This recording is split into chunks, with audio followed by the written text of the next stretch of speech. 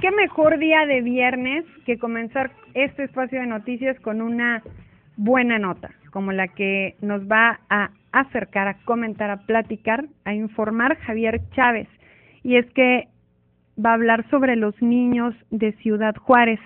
Los niños en el mundo es el tesoro más importante que tenemos como raza. Es lo que debemos de cuidar y procurar, que crezcan y se formen en el más sano y completo de los ambientes, que sean educados de una forma integral, educar bien a niños para después no andar metiendo a la cárcel a los adultos cuando sean mayores.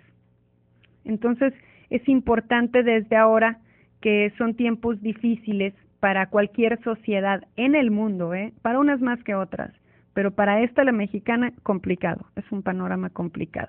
El norteamericano también es un panorama muy complicado. Entonces, debemos tomar precauciones y tomar medidas preventivas para hacer que nuestros jóvenes y nuestros niños crezcan en ambientes seguros y sanos, como ya se lo comentaba. ¿Cómo hacerlo? Pues con el trabajo de todos, desde la familia, por supuesto, que es lo más importante, el núcleo familiar, la cohesión entre los pilares más importantes, que son los padres, y de ahí tejer una red social hacia afuera, que incluye a gobierno, por supuesto, que tiene mucha responsabilidad, a las autoridades educativas, corresponde también a las organizaciones no gubernamentales y nos corresponde a usted y a mí que estamos escuchando esta nota. Es por eso que le damos la voz en estos momentos a mi compañero para que nos cuente qué está haciendo en concreto sobre el tema el Colegio de la Frontera Norte. Adelante, Javier, buenas tardes. Muy buenas tardes, Daniela, a todo el auditorio de Radionet 1060, muy buenas tardes, con el objetivo de crear modelos sociales y estrategias públicas que sirvan para sacar del mundo de la violencia o del narcotráfico, esa idea que tienen muchas de las ocasiones los infantes, y sobre todo generar en ellos una perspectiva diferente. El Colegio de la Frontera Norte realizará del 24 al 26 de octubre un congreso internacional denominado Hombres y Políticas de Violencia. Salvador Cruz, él es investigador del COLEF, reiteró que en la actualidad los menores de edad residentes de este país viven en un constante entorno hostil que lo único que les brinda es violencia e inseguridad, en muchas de las ocasiones generado por el crimen organizado y por el narcotráfico. El especialista detalló que el proceso de transformación generacional sobre la problemática de masculinidad llevará muchos años. Sin embargo, es importante e imperante trabajar ya con los infantes que en las escuelas comienzan a ejercer acciones violentas contra sus propios compañeros. ¿Cuántos casos no hemos reportado sobre extorsiones, sobre bullying, que se genera incluso hasta el nivel básico en primarias y secundarias?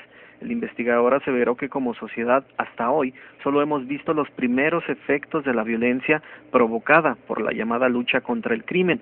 Los niños miran la violencia en todos lados y lo ven como algo cotidiano, por lo que necesitan otros referentes que los ayuden para su correcta formación.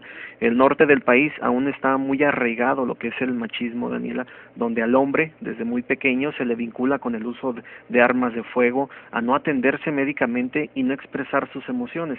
Las clásicas frases de tiene que aguantarse porque es niño, aguántese como los hombres, todo ese tipo de frases. Se van a abarcar más temas en este Congreso Internacional, pero este es el tema medular. Otra frase terrible, perdóname, Javier, la de los hombres no lloran. Así es, queda en lo de no expresar sus emociones. Ajá, es cierto. Entonces esto reprime al infante y genera en él pues trastornos muy graves. Pero escuchemos lo que comentó el especialista. Esto nos va a llevar años. Los efectos de la violencia estamos viendo los más inmediatos. Sin embargo, quedan todos esos niños que están en la primaria, que ya tienen referentes acerca de vínculos de violencia, de prácticas de violencia con sus compañeros en la calle, en la escuela, en la misma familia, en donde ya hay que trabajar con estos niños. Ya hay que comenzar a trabajar de manera diferente con estos niños y niñas. Miran a la violencia como algo cotidiano. Miran la violencia en su casa, miran la violencia en la calle, miran la violencia en la escuela y tienen que tener otros referentes acerca de cómo conducirse, de cómo resolver sus conflictos, de cómo vincularse con otros niños, con las niñas o con sus profesores, sin que la violencia sea un elemento presente. La ley para erradicar la violencia hacia las mujeres ha estipulado como parte sustancial de su finalidad el transformar la situación de inequidad y de violencia hacia las mujeres, y una parte importante es la transformación de los aspectos culturales en torno a lo que debe de ser un hombre y debe de ser una mujer. Transformar los estereotipos son procesos sociales y culturales largos, pero hay que comenzar a cuestionarlos. El norte del país, no exclusivamente, pero pues de manera importante, todavía prevalece un modelo de masculinidad rígido, ¿no? Estamos hablando del machismo. Estamos hablando no solamente del machismo, sino de formas específicas de ser hombre vinculados al uso de armas de fuego, al consumo de alcohol, a asumir riesgos, no a la atención a la salud, por ejemplo, a la poca posibilidad de expresar la afectividad, emociones, sentimientos. Y estamos hablando en términos generales de formas de construirse como hombre, y quizá la que vemos más notoria es aquellos hombres a los que se les define como machistas, ¿no? Que digamos sería una masculinidad ya mucho más, un ejercicio de poder mucho más asimétrico y quizá también mucho más violento, ¿no? Pues bueno, hoy escuchamos al investigador del COLEF, Salvador Cruz, quien ya nos detallaba esta información. Agregar que este congreso, en el que participarán ponentes de talla internacional y sobre todo pioneros en el tema de la masculinidad, va dirigido a dependencias gubernamentales y organizaciones de la sociedad civil. Sin embargo, también se hace extensa una invitación a la sociedad en general para que puedan adquirir este conocimiento, las ponencias que se van a dar ahí en el Colegio de la Frontera Norte, y aplicar este tipo de modelos en beneficio de los infantes.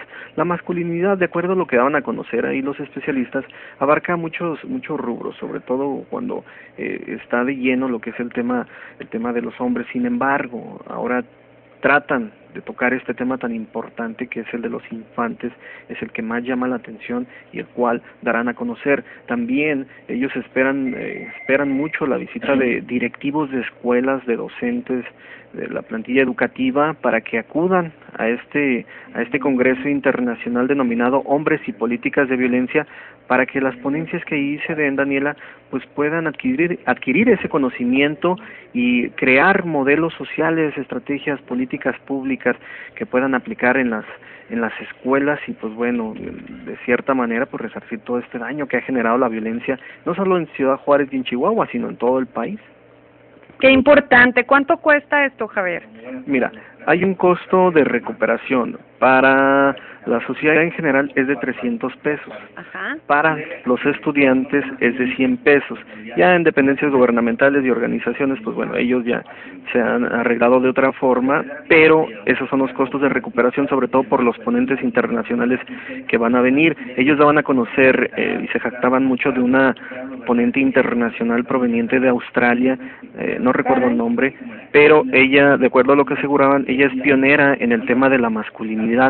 Entonces ellos están muy congratulados de que ella los acompañe en este congreso, que pues bueno, vendrá a proporcionar bastante información importante para detallar lo que es este tema, Daniel. Gracias, qué importante tu nota, Javier, como siempre. Buenas tardes.